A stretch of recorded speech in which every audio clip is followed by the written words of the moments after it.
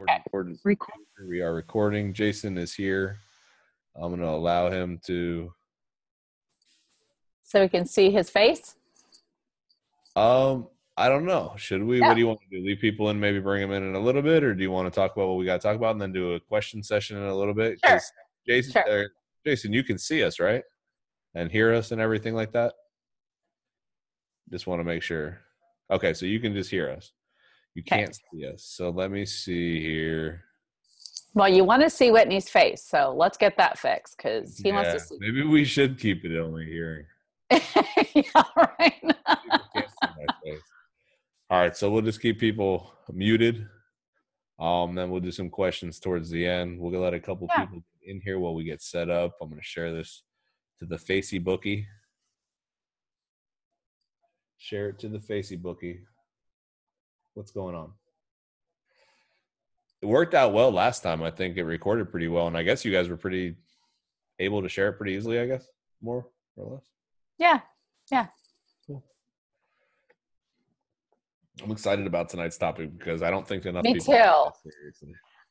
Me too. And what I'm excited about is I think that you and I, we really do, we have really similar feelings about this topic, but we have a little bit of differences in opinion on a little bit of it. I don't think so. I just think it's wording and verbiage that I agree. And how we look at things is just verbiage. I totally agree, but I'm trying to create controversy here, Whitney. Go play with me. No, but I think it's really, we have a little bit different perspective, I guess, is what I would say. You're right. Sure. But, yeah. And so I think it's going to be, I'm really excited to get people involved in the conversation and kind of see how everyone else feels about it too, because this is a really hot topic in the industry. I mean, you've seen it on message boards and in forums and in groups and I have too. And it's probably one of the number one things that I get, brought up to me and people go, well, wait a minute, I don't agree with your opinion on this. So I think it's a really awesome topic for us all to talk about and come together to really expand our perspective, which is really, that's what you and I are about with this, right? And the conversations that we wanted to have here when you and I talked about doing this was broadening perspectives and ideas and just giving everybody something a little different to chew on, right? So I think this is going to be a really cool one tonight. Yeah, I think it's going to be a huge one. I think that a lot more people need to take things seriously. I agree.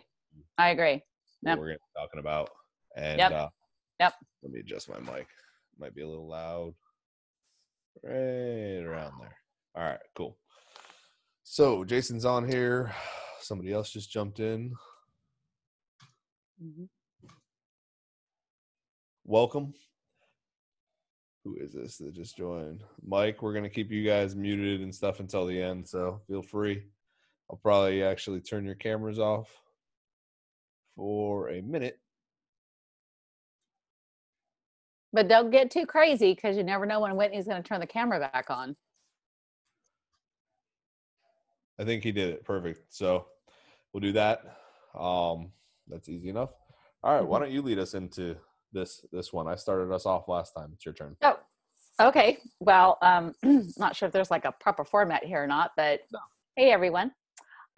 Whitney, I wanted to do this call with everybody tonight and kind of broach the topic and discuss your client and really who that is and what Whitney and I both feel very strongly about who your client is, and I think a lot of us do, but I think that there is also some misconception out there as far as I feel like when you ask that question, who's your client, there is ultimately one client person signing the contract work authorization with you, right? There's one person responsible, honestly, at the end of the day to pay your bill. There's one person that's going to get a lien put on their property, if you will, if the bill's not paid.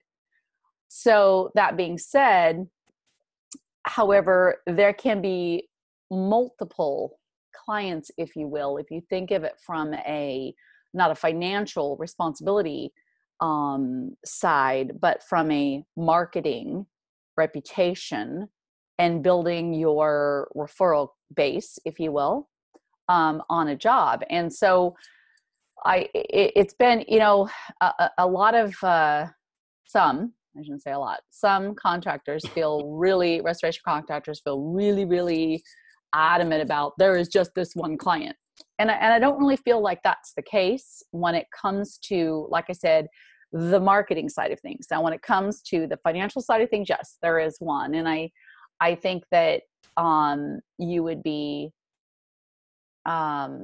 foolish and selling yourself really short and setting yourself up for a whole lot of nightmarish situations if you think otherwise. But, obviously we want to have this conversation with you guys. We want you to tell us what your thoughts and feelings are on this. As some of you may know, I come from the side of things. I mean, we did full-blown restoration back in the day, but now I come mostly from the side of things on a contents level, cat loss level. And, Whitney, I know you do the full meal deal now, right? Are you doing currently contents as well? That is the one thing that we're not doing 100% of. We do a lot of the in-house stuff as far as on job site contents cleaning. But we're subbing out portions of our contents from the drapes and blinds and things like that. We're transitioning, building a rug plant. We're building a area to specifically do contents and make sure that we handle 100% of what we do. We definitely do all the build backs, construction stuff. Okay. Yeah. And so you do all the mitigation and cat loss work and all that. Yeah. Turnkey. Yeah. We're trying to make it turnkey. The more we can do in-house, the better over time. But obviously that takes time to develop. Right. So, when we go out on a job, whatever it is, whether it's a mitigation, cat loss, you're doing contents, you're doing a, rebuild on structure, whatever that is, the person first and foremost that you need to think about as your client is the person signing your contract or work authorization, whatever you call it, with you, the person who is financially responsible, the person who owns the property.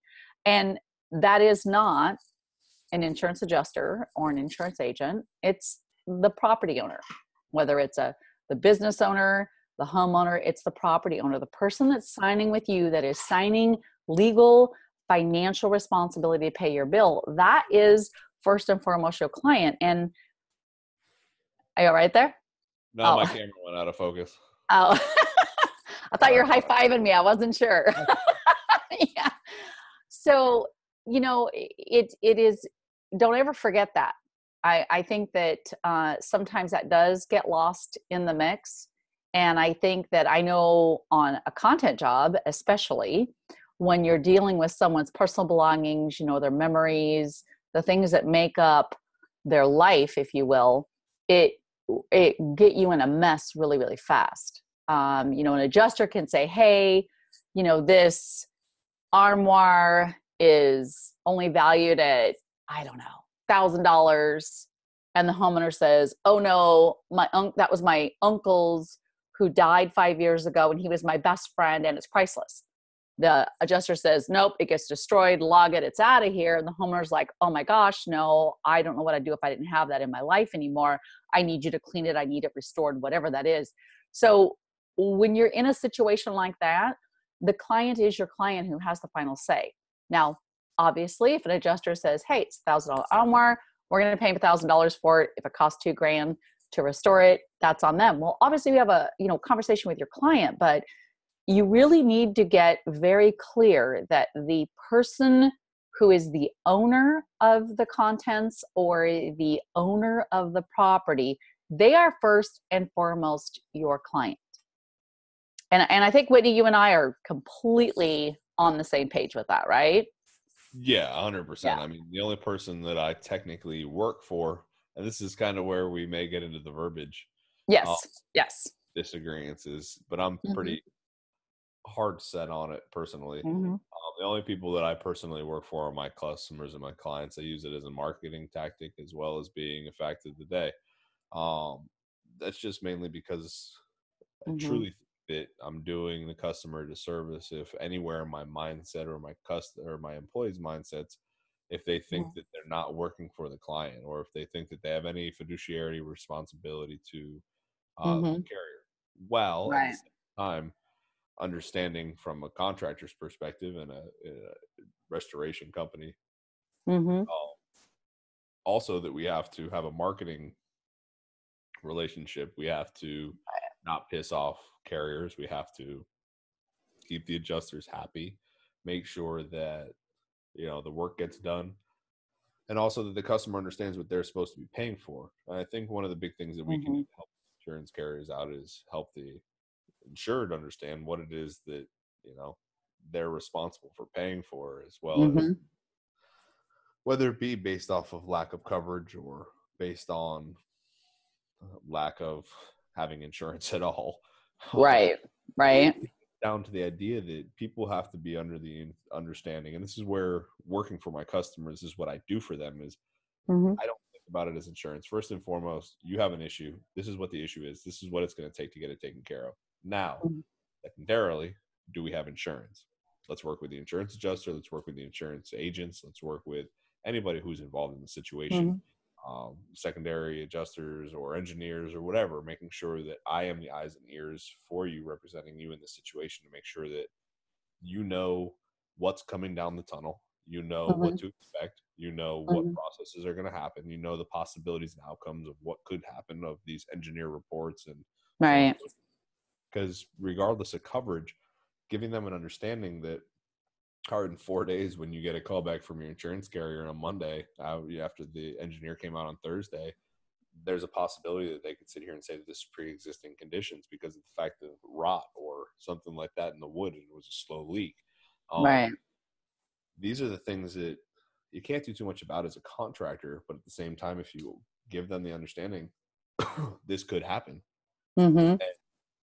Okay, they get notified of that. Well, what happens if that happens? Well, unfortunately, most likely you're going to have to pay for it. We're going to have to go down the road. My suggestion to most people, and the reason why, this is another discussion for us to have, Mm-hmm. a whole nother talk, but one of the main reasons why I structure it this way is because of the fact that I want people, and I try to educate people all the time in the importance of understanding what an incurred cost is and how an incurred cost is covered under your policy. And this is a nationwide thing, how an incurred cost is covered under your policy versus an estimated cost. So Mm-hmm. value to, like you're saying, contents. Right. Is that drying or not drying, throwing away or replacing, so on and so forth. If they basically get it done, there's a certain in-between area there. Excuse me. Well, and I think one of the things that, to be sure, that we're really bringing out here in this conversation is that there are more than one person that you serve, though, on a loss. And I guess that's maybe, Whitney, where the verbiage that I'm looking for is, we do serve more than one person or entity or one relationship, maybe you could say. There are many material interested parties. Exactly. I mean, so we want to serve multiple people on a claim.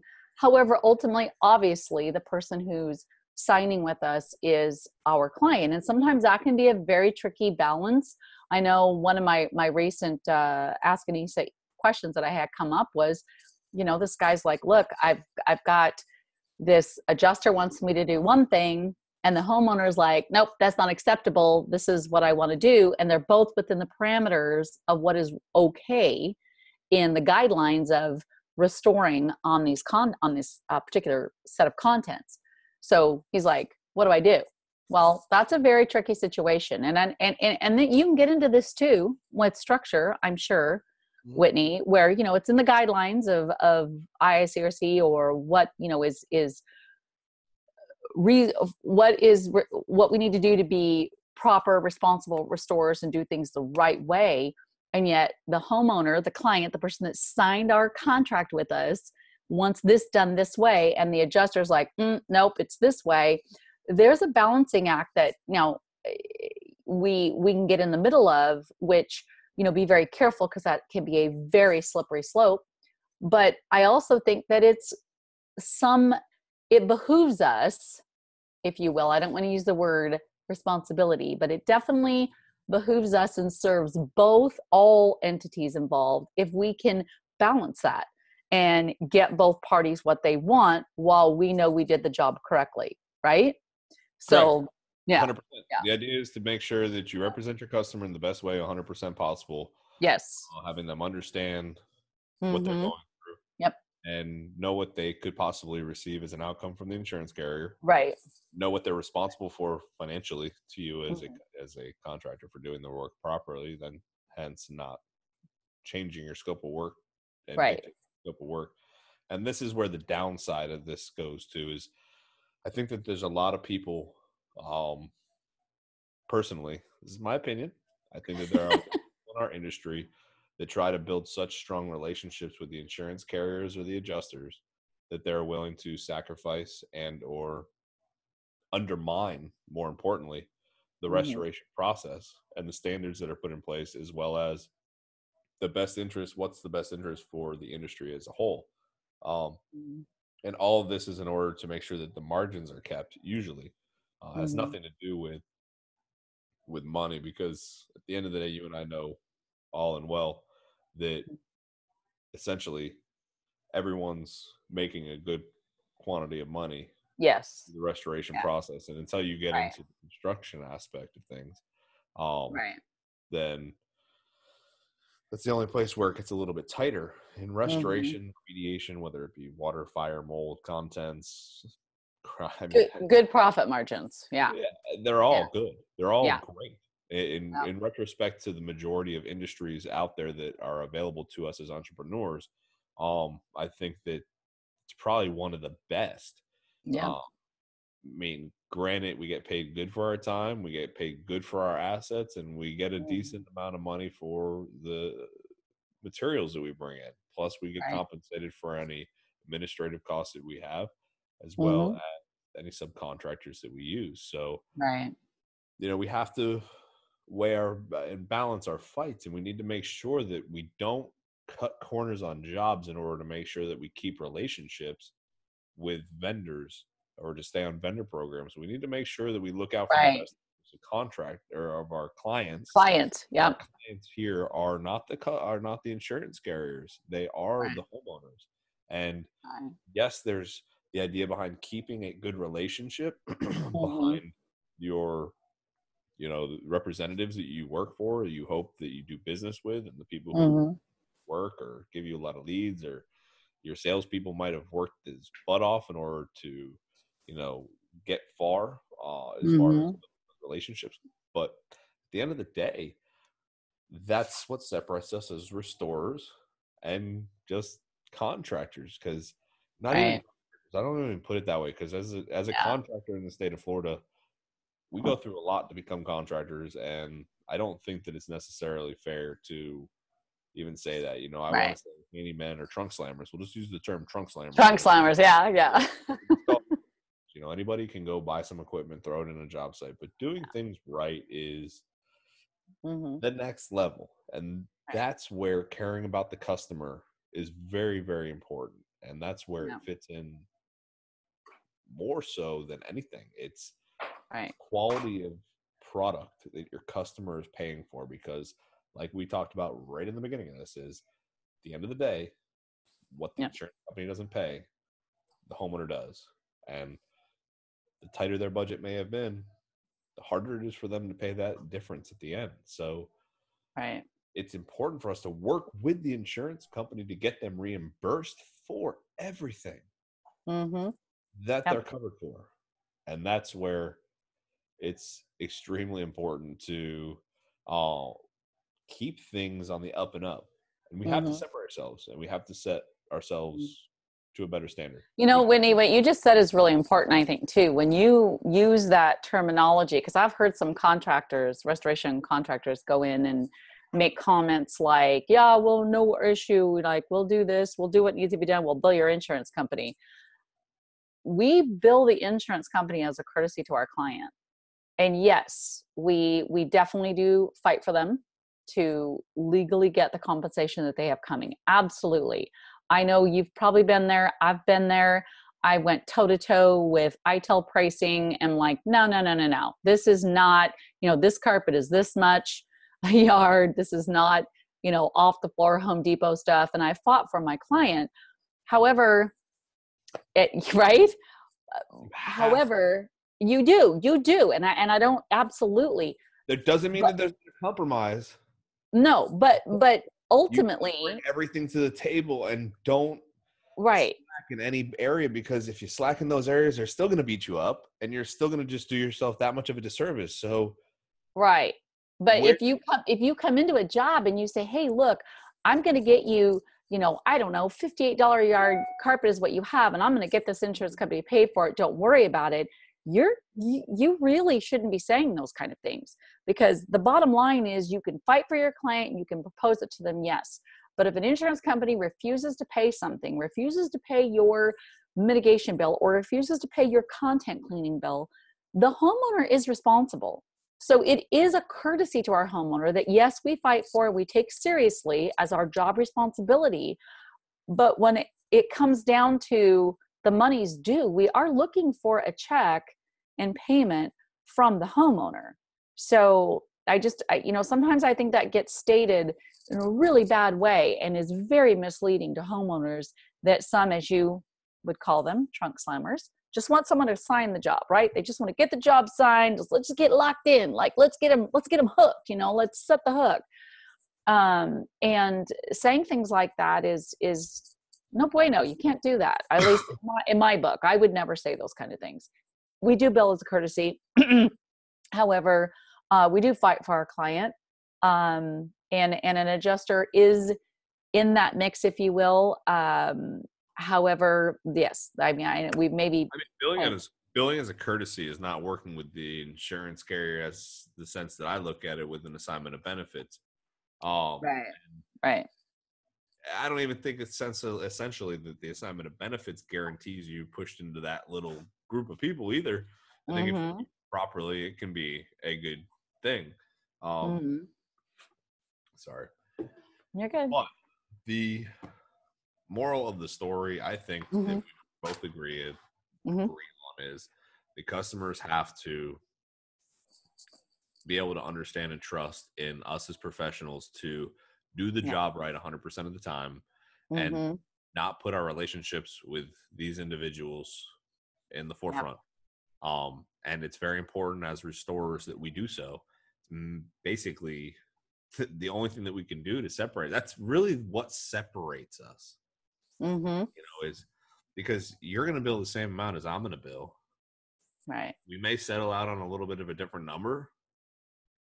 Who's a better negotiator? Who knows? Who cares? Right. But I think both of us will be happy on the number we settle with. Most people need to just realize that it's not a fight, and then well, and that's an interesting thing you just said, Whitney. I know that, and there'll be, I'm sure, and I'd love to hear anyone's opinion. Obviously this is a two-way conversation that you and I think are having here, right? The purpose of that. I'm going to open it up here in a minute for people to start. Yeah. I think but now, if anybody wants to, go ahead and raise your hand. Okay.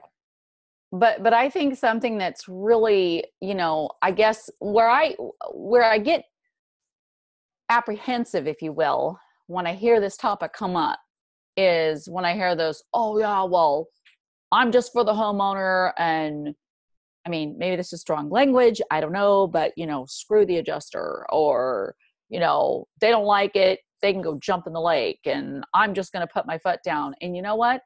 Having that kind of us versus them mentality, I don't know. This is just my opinion, but I think that's ridiculous. And you're setting yourself up, you're setting your homeowner up. And I think when you have that kind of mentality, Whitney, in the industry, I think you give us all a bad rap when you do that, right? Yeah. I mean, you can't just be screw the adjuster. This is no. on our team. The only way that you're really going to say screw the other guy on a baseball team is if he hits you in the face with a baseball, or. Okay, well, that's different. But at the same time, that's the only way you're ever really going to look across to the other team and be like, screw that guy. Yeah. Think of even rival teams in professional sports. These guys go out at the end of the game and they give each other like high fives, hugs. They And talk. shake hands. Yep. Hey, buddy, we went to school together. We're buddies. You know, it is what it is. Exactly. In this industry, we all travel around. Restoration contractors become adjusters. Mm-hmm. Some adjusters are adjusters without experience. Some are with experience. Just like there's good franchise companies of certain colors that are good, and there's ones that are bad. Certain ones have better and worse, you know, what do you want to call it, as far as like reputations than others because of you know the majority of some versus the few. But there's always good people, and that's what we want to focus on through the organization, especially through a lot of what we're trying to teach here. At least what I'm trying to give out with this message is just making sure that people do things properly. As far as the standard of what we do as individuals, you know, pretend like you're a doctor, put on your doctor suit, and go out there and, you know, prescribe courses of action for homes, not houses. You're not going to kill anybody, hopefully. God forbid. Jeez. If you do things right, the likelihood of you killing somebody is a lot less, too. So that's a good thing. It's so hard to look at myself without a beard. I know. I just got to tell you, Whitney, it's like I'm listening to you and I'm like, I know this is Whitney, but it's definitely different. So I got to tell you. Doing this. I got to tell you this, though. When you said that, you know, we don't go out there and, you know, we're saving homes and we're not like going to kill anybody. And this might sound like very, you know, fluffy woohoo or whatever to some people, but we do go out there and affect lives in a huge way. And sometimes our clients, I know I've been on so many losses where I've dealt with people's contents in a tragic situation and they literally be like, you saved my life. You know, what's the last thing you can take away from somebody before they completely lose themselves? The last hope. Well, they're home. Oh, and they're home. Yeah. Yeah. I mean, well, so you're the only thing you got left is hope. So. Okay, exactly. So what do we give them? Like when their home is black from a fire, or the roof is ripped off from hurricane, you know, you have to retain their hope. You have to make sure that they have hope. Yes. They can have their home back, because I've done work in Section 8 houses where people, even though they were paying with government checks and whatever, this is where them and their family lived, and this was the lifestyle they lived, which some may judge. But at the end of the day, that's not my job. My job is to make sure that this family gets back in their house, and however we got to make sure that we can make it work, whether it's cleaning up the concrete floors for them to put concrete, you know, put stuff down later when they can afford it. It is what it is in some circumstances. You can't necessarily always build it back and make it pretty, but you can make it clean. You can make it sanitary, and you can try to save as much of their personal belongings as possible through the process. And that's, you know, another discussion. I think next week. Yes, I do too. It's going to be, are you a restoration contractor? Or are you a demolition contractor? Restore, demolish. And don't get me wrong, I love me some demolition. The best thing in the world. But I see people all the time, and granted, there's a reason to do flood cuts, which I hate flood cuts personally. As a contractor, I look at them as a waste of energy. Just rip out the whole sheet, take it all out. It's one trip to this.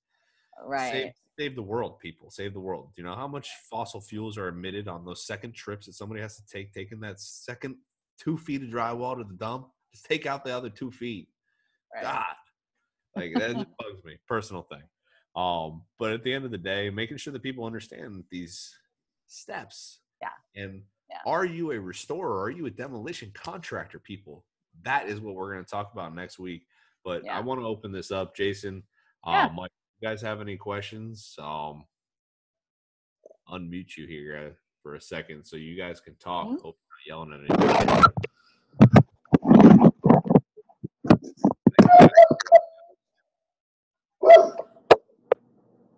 Who let the dogs out? You're right. Who let the dogs in? All right. Well, you guys are shy, so it was nice talking to you tonight. Thank you for coming and joining us. I know we're going to be doing a bunch of these different episodes. I think tonight's was short, but very, very important. I don't think that we need to talk about this too much and more in depth. I don't think that we need to beat it over people's heads. I just think that moving forward with this idea of, are you a restorer? I think that's maybe what our series will be. Maybe that's what we should call it. Are you a restorer? Question mark.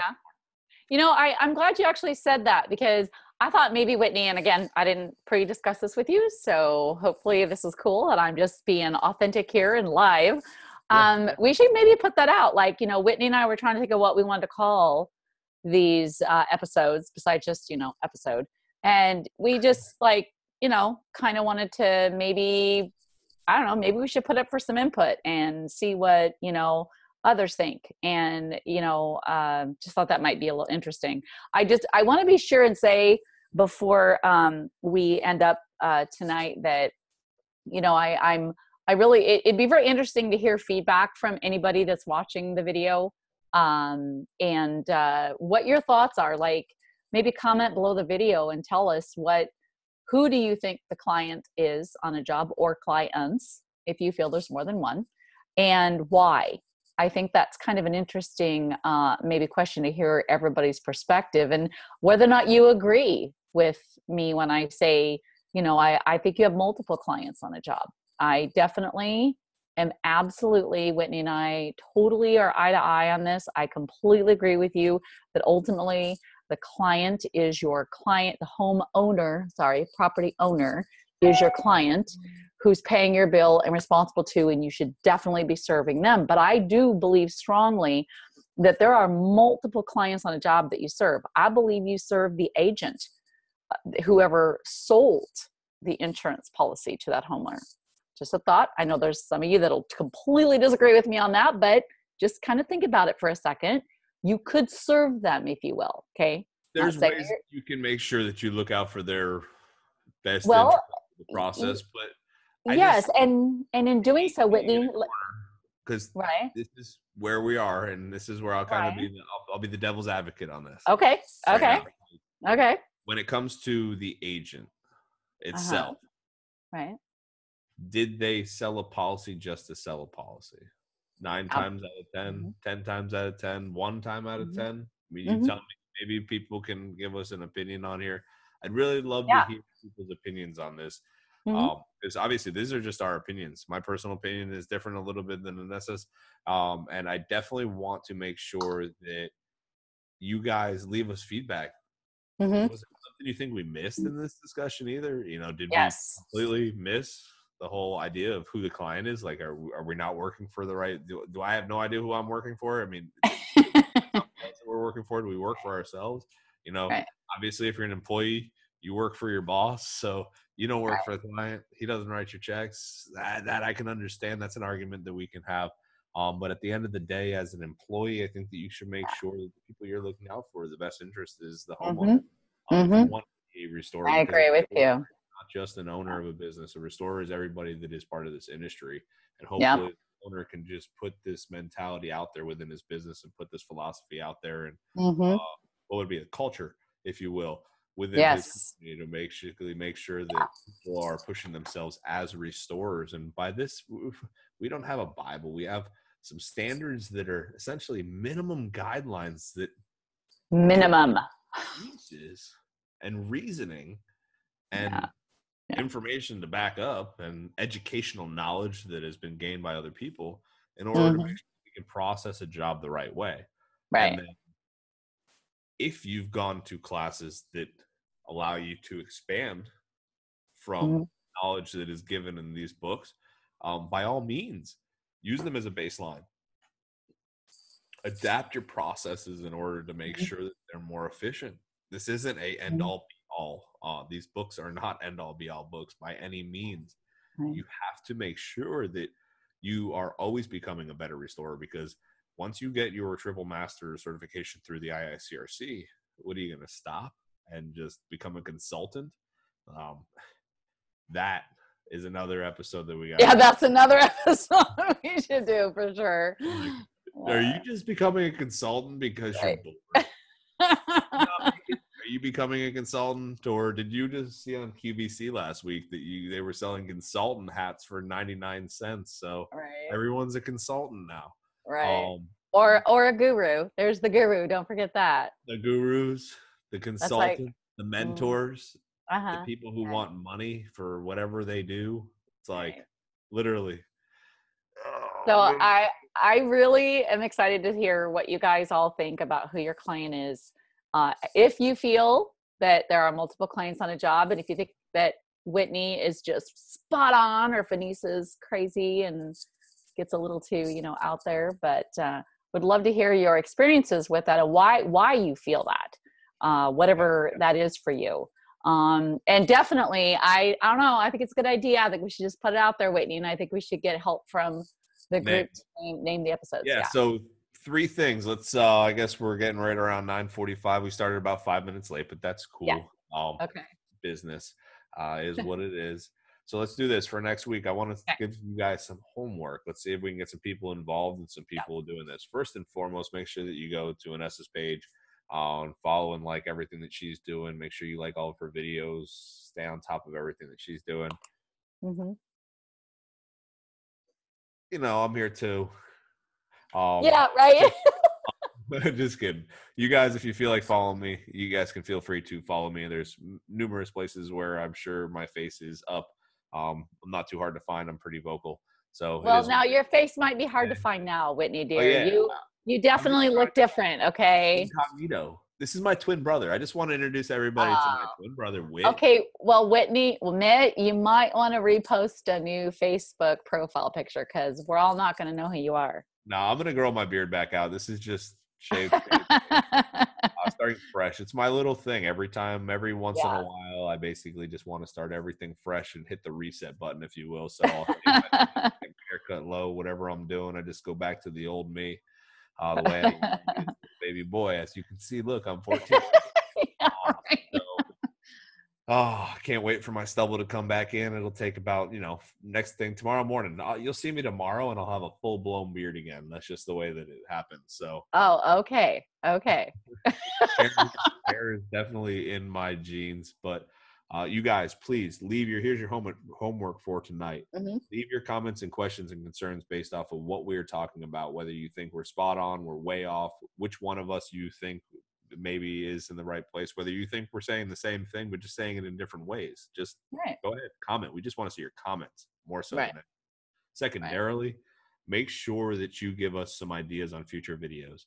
We have a list of things that we think would be interested for you guys to hear, but if you make a list of things that you think will be interesting for us to talk about in regards to our industry, maybe we can match them up to our list and make those cool charts that we had when we were kids, and we'll put things in an order of importance, and we'll get those out to you as soon as possible. Maybe focus on some certain things, since we are only doing 6 this first series, and then the second series we are going to do another 6, and so on and so forth, as long as you guys love us and keep coming back for more. So the last and final thing that I want everybody to do is tomorrow when you go see your customers, please make sure that you take care of them and that you look out for their best interest, regardless of your relationships and how important they are, because although they may be important, the most important thing is your customer. And even if the importance scale is right there and your agent is right here and your adjuster's right here and everybody's right here, I don't care where they lie. The second it goes like this, I'm going to smack you. Just keep it right. Keep yourself in check. Just remember who's number one. That's all that matters. So that's the moral of the story. Make sure that you're not one of those people, the trunk slammers, as we'll call them. We got to make some shirts that basically say, I'm not a trunk slammer. I know, right? And which, by the way, do you see my shirt? I don't know. Can you I have to mention my shirt. Can you see it? Yeah, Disaster Diva. I think it's great. Yeah. I'm not allowed in the group because I'm not a diva. So. Oh, well, and I apologize for all you men. Honorary, be the only guy. Well, maybe if you wear a pink diva hat and a pink diva shirt. I think if I take my picture off, no one will even know the difference. This is true. But I'm sorry. It is a women's only club, but I just really wanted to give a shout out. Hopefully a lot of our divas are watching tonight. And we want more of your divas to get involved in what we're doing. And we think that's right. Huge importance to what we're doing with this. There are some amazing women, Whitney, in that group. And so I was sporting my new shirt that, thank you, Julie, for mailing it to me today. I got it just in time for the show. But I think that there'll be some really cool divas joining us. So yeah, I had to mention my shirt. So. And then one thing that I'm going to do is just got to do it because we're doing the new charity that we Yeah. announced the organization, and we Oh want to yeah. be aware of what it is. Healthy Homes for Heroes. We're Mhm. working on the finalization of the incorporations and all that other stuff, setting it up as its own charity, but it's going to be the charity for our organization.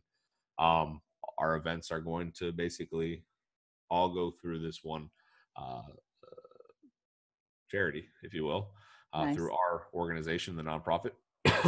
Needless to Mhm. say, if you are interested in becoming a part of more than just a free Facebook group and aren't maybe necessarily ready to jump in and be completely committed to a paid member of the organization, I can ask you this: please, please, please get in touch with myself for right now, as well as a couple of the other individuals who will be running this organization and this charity with me.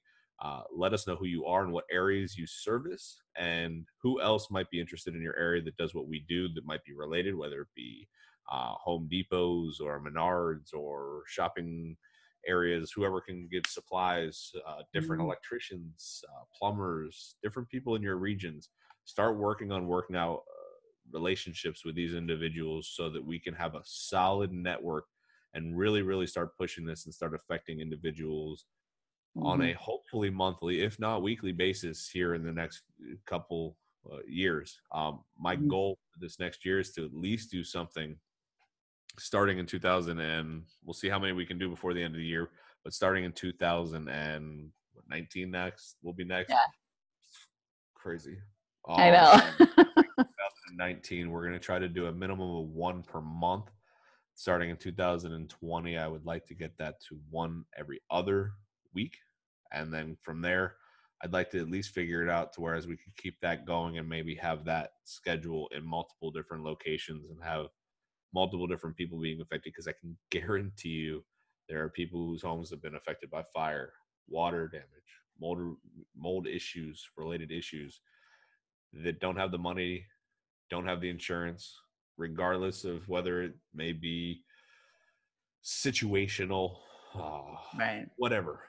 They got Doesn't this matter. Yeah. claim based off of something and they had insurance, but they weren't covered for a certain type of work. Whatever the case may be, we want to make sure that these individuals who essentially give us the ability to wear shirts with palm trees and shave our faces whenever we want, the right to do so, we want to make sure that we give back.